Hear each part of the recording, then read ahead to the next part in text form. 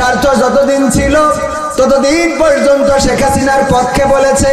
আজকে ডক্টর ইউনূসের সাথে মিটিং হয়েছে, একটা বারের জন্যও আমাদের মোদি সরকার বলে নাই যে শেখ হাসিনারে ফিরায়ে আবার সেই চেয়ারটাই বসাই দাও বলেছে নাকি, বরং আমাদের সরকার বলেছে শেখ হাসিনার ফিরাই দিতে হবে। ডক্টর ইউনূস সরকার এতদিন পর্যন্ত ক্ষমতায়, নরেন্দ্র মোদি কিছুই বলে নাই। এমনকি থাইল্যান্ডে যে বিসুমটেকের মিটিংয়ে, ওখানে একসাথে তাদের মিটিং হবে, দুইজনে দ্বিপাক্ষিক মিটিং, সেটাও করতে রাজি হয় নাই। যখন দেখেছে যে না সব কিছু বাংলাদেশের ফেভারে চলে গেছে, জনগণ এখন ডক্টর ইউনূসের পক্ষে, এই বাংলাদেশে শুধু বাংলাদেশ নয় গোটা বিশ্বে আন্দোলন হয়েছে কোন সরকার পতনের জন্য। সরকারকে আর চেয়ারে রাখা হবে না, কিন্তু দিন এমন আসতে যাচ্ছে যে বাংলাদেশে ডক্টর ইউনূসকে রাখার জন্য আন্দোলন হবে। আজকে ডক্টর ইউনূস প্রমাণ করে দিয়েছে যে বাংলাদেশ বিশ্বের দরবারে মাথা উঁচু করে দাঁড়াবে। বিসুমটেকের চেয়ারম্যান উনি প্রধান হয়েছেন, ঠিক না? আন্তর্জাতিক যে সংগঠন বা সংস্থা বা যাই হোক না কেন, এত ভালো গবেষণা এখনো করার সুযোগ হয় নাই, তো এখানকার দায়িত্ব দিয়ে দিয়েছেন, বুঝে দিয়েছেন ডক্টর ইউনূসের কাছে। এটা প্রমাণ করে যে বাংলাদেশ এখন বিশ্বের বুকে মাথা উঁচু করে দাঁড়াবে। আজকে মোদির সাথে বৈঠকে তিস্তার পানি চুক্তি নিয়ে কথা হয়েছে, বর্ডারে মানুষ হত্যা নিয়ে কথা হয়েছে, অপপ্রচার নিয়ে কথা হয়েছে। দাঁত ভাঙা জবাব দিয়েছেন ডক্টর ইউনূস, দেখিয়ে দিয়েছেন তিনি বাপের বেটা। যখন এসেছেন নরেন্দ্র মোদি সহ কূটনীতিক যারা ছিল সব দাঁড়ায় সম্মান করেছে, বলেন ঠিক কিনা? শুধু সম্মান করিনি, আসলি ক্ষয় ওম শান্তি নমো নমো নমস্কার। শেখ হাসিনা পালাই নাই, কি করেছে? শেখ হাসিনা হিজরত করেছে। তেরে দে নির্বাচন করে দে ইলেকশন, একটু চেটে ফুটে খায়। দেশটা মোদের নামে দলিল করতে চাই আমরা, দেশটা মোদের নামে দলিল করতে চাই।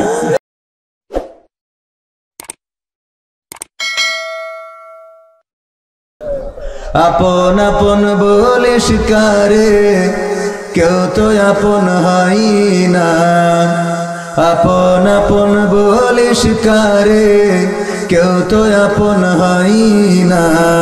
স্বার্থ ছাড়া এই ভুবনে আপন তো কেউ রই না, স্বার্থ ছাড়া এই ভুবনে আপন তো কেউ রই না।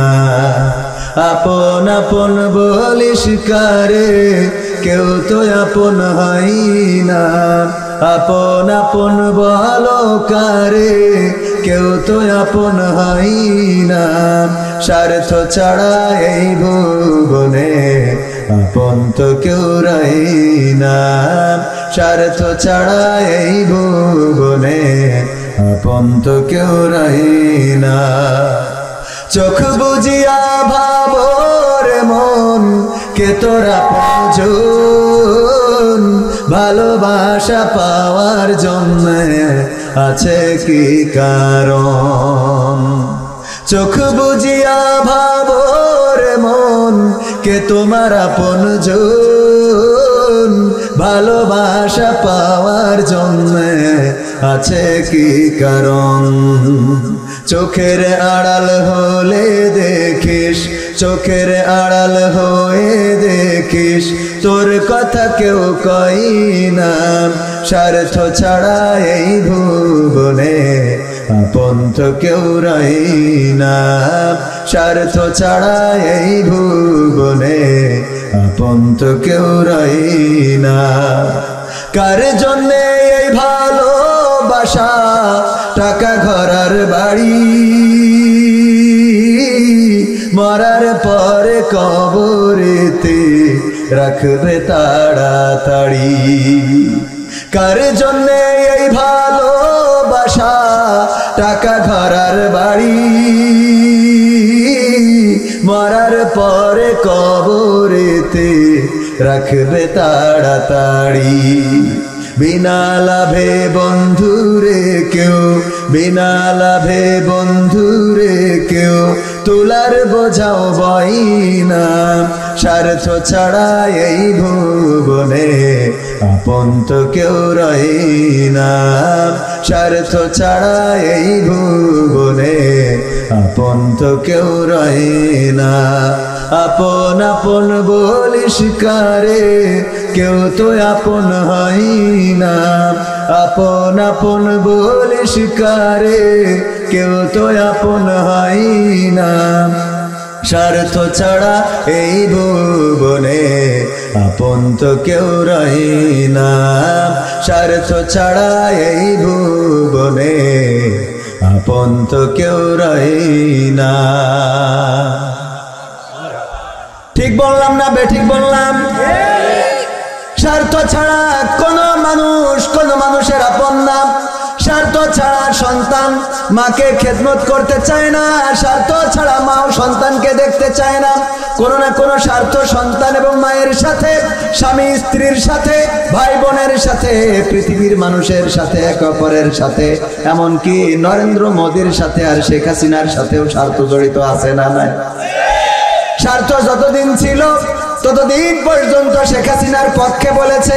আজকে ডক্টর ইউনূসের সাথে মিটিং হয়েছে, একটা বারের জন্যও আমাদের মোদী সরকার বলে নাই যে শেখ হাসিনারে ফিরায়ে আবার সেই চেয়ারটাই বসাই দাও বলেছে নাকি? বরং আমাদের সরকার বলেছে শেখ হাসিনার ফিরাই দিতে হবে। ঠিক না?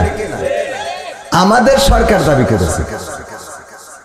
ডক্টর ইউনূস বলেছে যে শেখ হাসিনাকে আমাদের টাকা না দিয়ে কোনে যাচ্ছে, আবার আসছেন।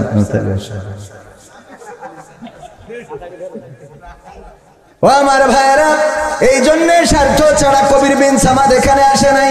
স্বার্থ আছে যতক্ষণ কবির বিন সামাদ ওয়াজ করবে ততক্ষণ, স্বার্থ নাই যখন মাইকও বন্ধ হবে তখন। ঠিক না বেঠে? স্বার্থ নিজেরটা না বললে হবে না, মিথ্যা বলা হবে।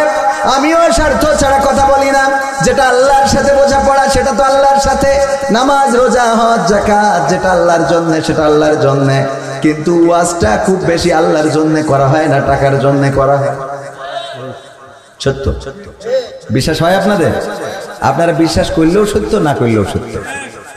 ডক্টর ইউনূস সরকার এতদিন পর্যন্ত ক্ষমতায়, নরেন্দ্র মোদী কিছুই বলে নাই। এমনকি থাইল্যান্ডে যে বিসুমটেকের মিটিং এ, ওখানে একসাথে তাদের মিটিং হবে, দুইজনে দ্বিপাক্ষিক মিটিং, সেটাও করতে রাজি হয় নাই।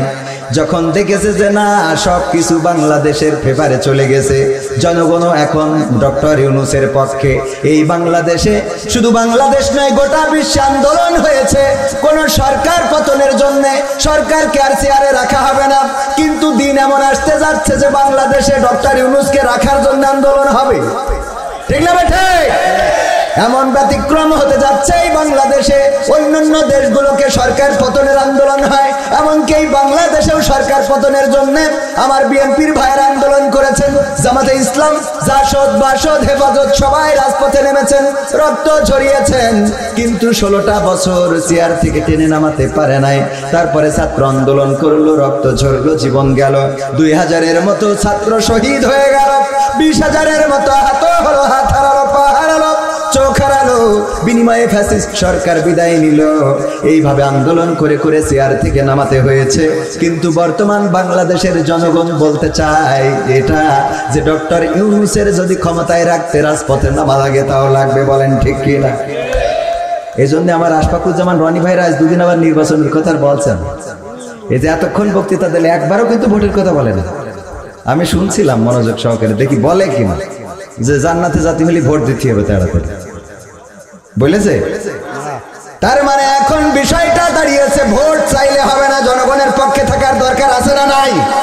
জনগণের পক্ষে যদি না থাকে, ডক্টর ইউনূসের সুদখোর বলেছে, রক্ত চোষা বলেছে, কত কি বলেছে, কিন্তু তারপরেও এখন ডক্টর ইউনূসের পক্ষে মানুষ আছে না নাই? কারণ জনগণের পক্ষে যারা, জনগণও তাদের পক্ষে আছে না নাই?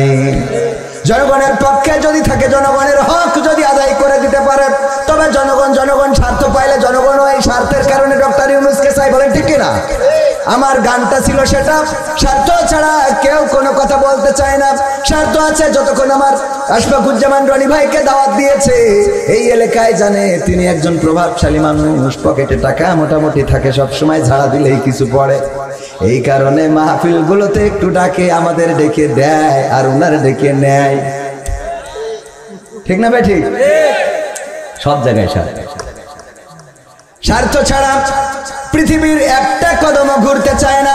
কিন্তু আল্লাহ রাব্বুল আলামিন আমাদের কাছে কি স্বার্থ খুঁজেছেন?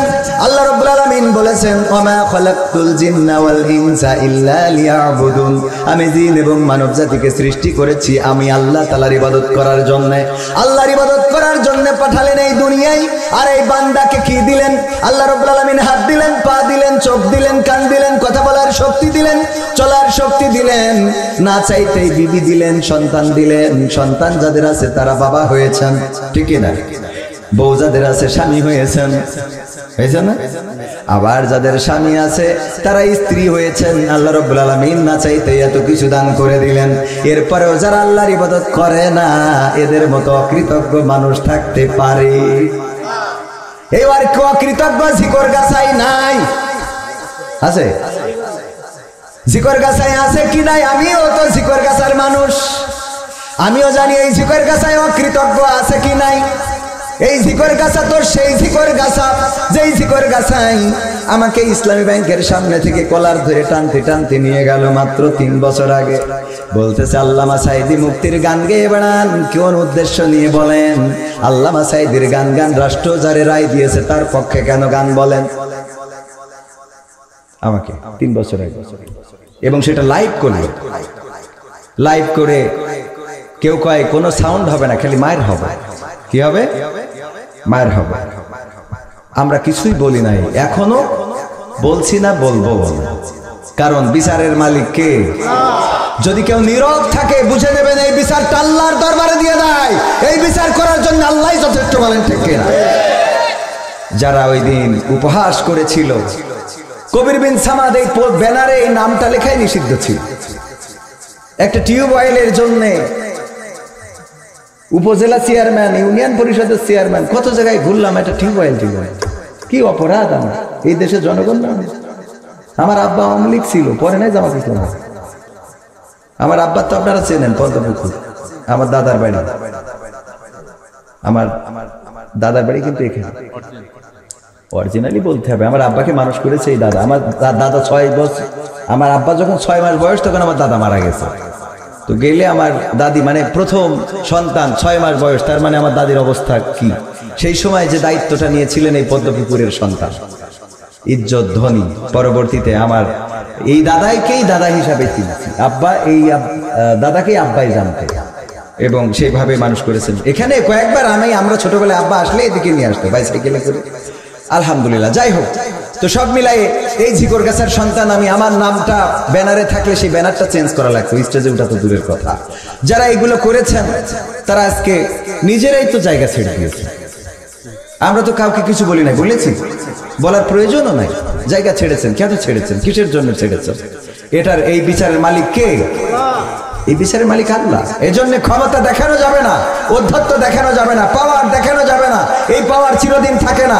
পাওয়ার দেখাতে পারবে তারা যারা আল্লাহর কাছে নিবেদিত।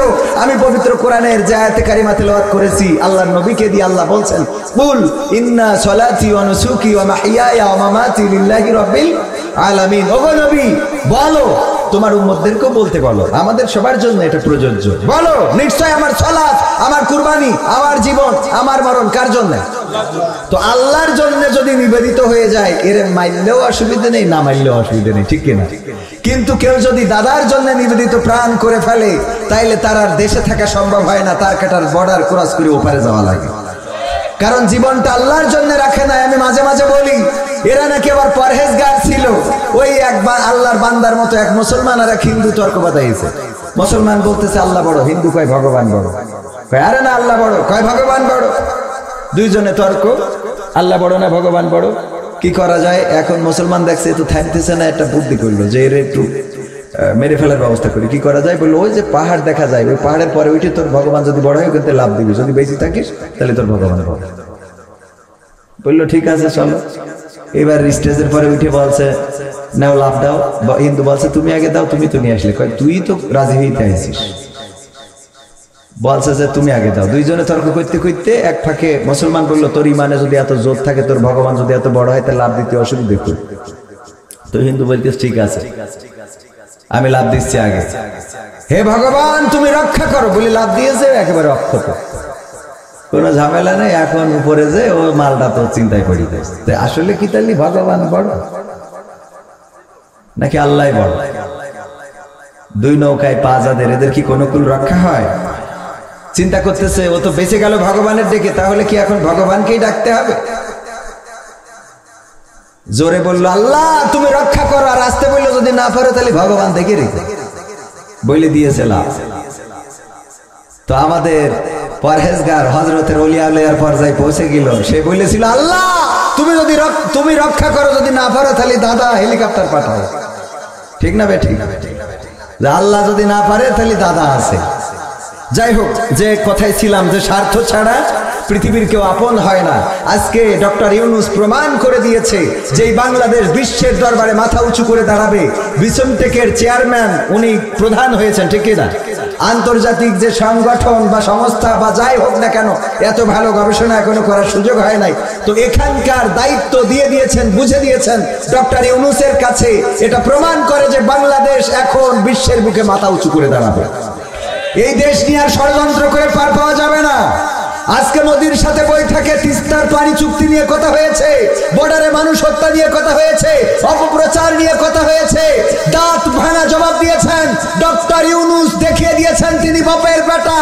যখন এসেছেন নরেন্দ্র মোদী সহ কূটনীতিক যারা ছিল সব দাঁড়ায় সম্মান করেছে, বলেন ঠিক কিনা? শুধু সম্মান করিনি, আসলি ক্ষয় ওম শান্তি নমো নমো নমস্কার বলিয়ে না, বলে নাই? যখন ঢুকছে মাথায় রাখবেন, যারা অপেক্ষায় থাকে উনারা বড় নন, বড় তিনি যিনি আসেন। কথা কয় না? আমার কথা মনে হয় বোঝেন না। এই যে মাহফিলে আপনারা যারা বসে আছেন, আপনারা তো বসে আছেন, এখানে অতিথি যারা মেহমান যারা তারা একের পর এক আসছে, ঠিক কিনা? তাহলে আপনারা অপেক্ষায় আছেন, বড় কারা? যারা অতিথি, মানে আসবে আমি না, উনার মতো। তো এই যে উনারা কি আপনাদের থেকে বড়, তো বসে আছে। দেখেছেন কিনা আপনারা? ভিডিওটা চোখে পড়েছে?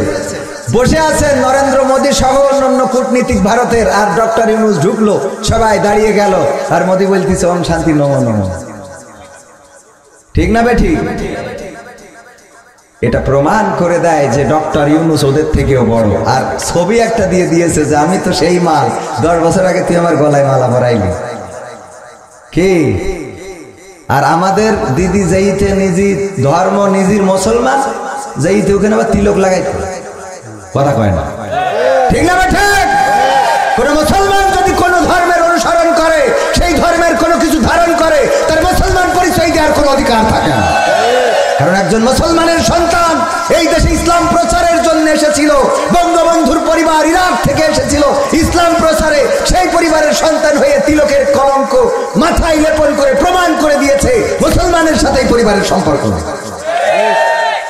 তারপরে আবার বলে যে শেখ হাসিনা পালাই নাই। কি করেছে? শেখ হাসিনা হিজরত করেছে। কি করেছে? তো হিজরত যদি করে থাকে, তা মক্কা মদিনায় যাবে, তোর দাদার দেশে যাবে? হ্যাঁ, যেখানে গেলে দুটো সোয়াব হবে নাকি? যেখানে গেলে দুইটা সোয়াব পাওয়া যাবে, ইবাদত বন্দি করা যাবে। হিজরত তো সেখানে হবে, হিজরত দাদার দেশে হয় কেন খালি?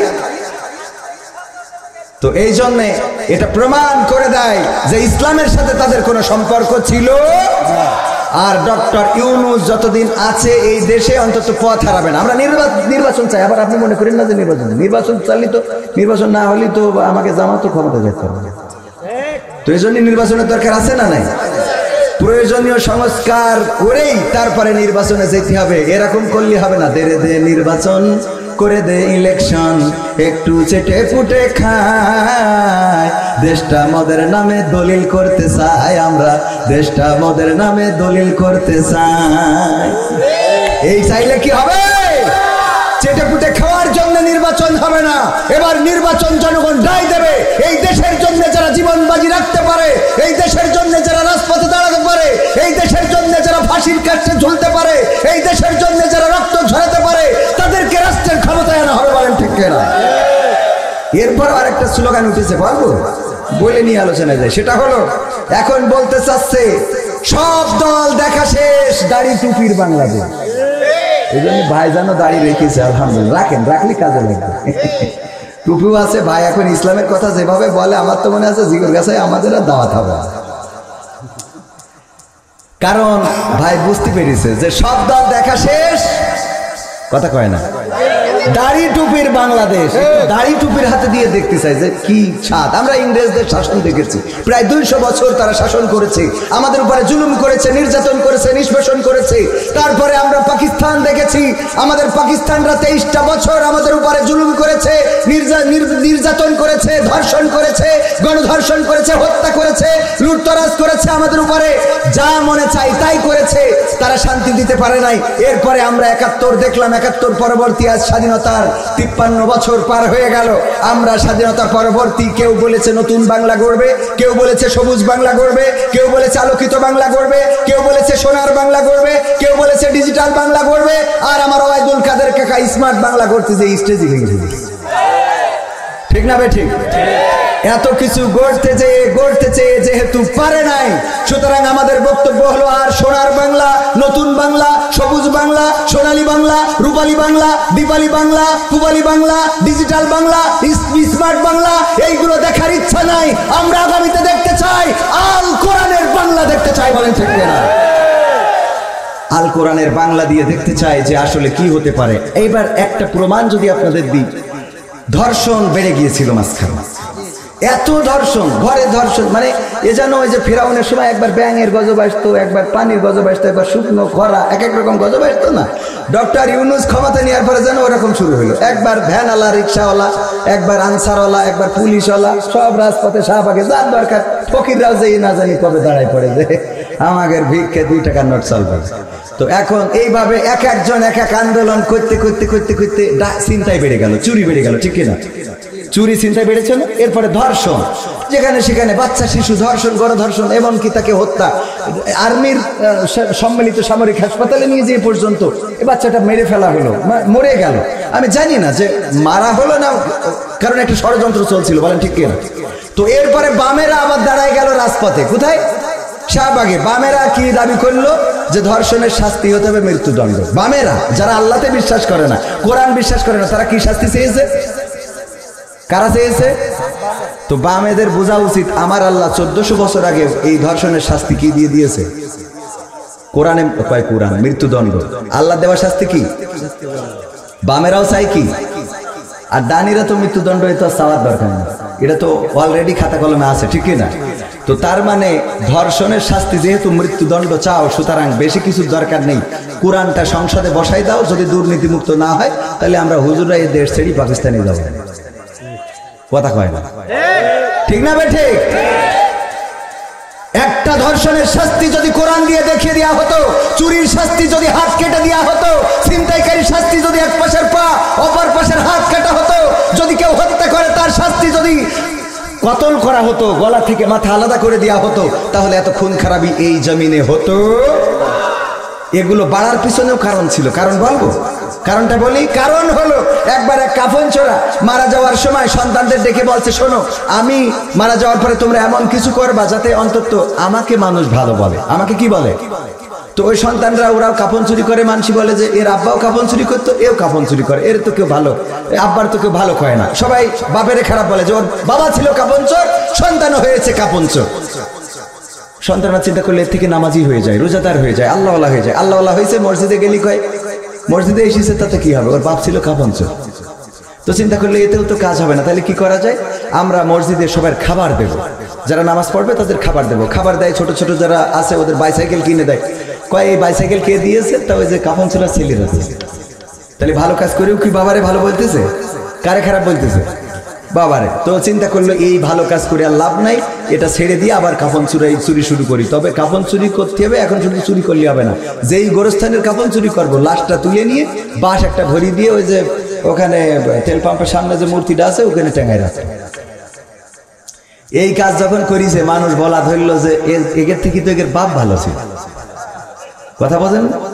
মানে ওদের বাপ তো খালি কাপন চুরি করতো, এ তো কাপন চুরি করে পাশার মধ্যে বাস ঢুকে আবার এই উপজেলার মোড়ে টাঙাইতে।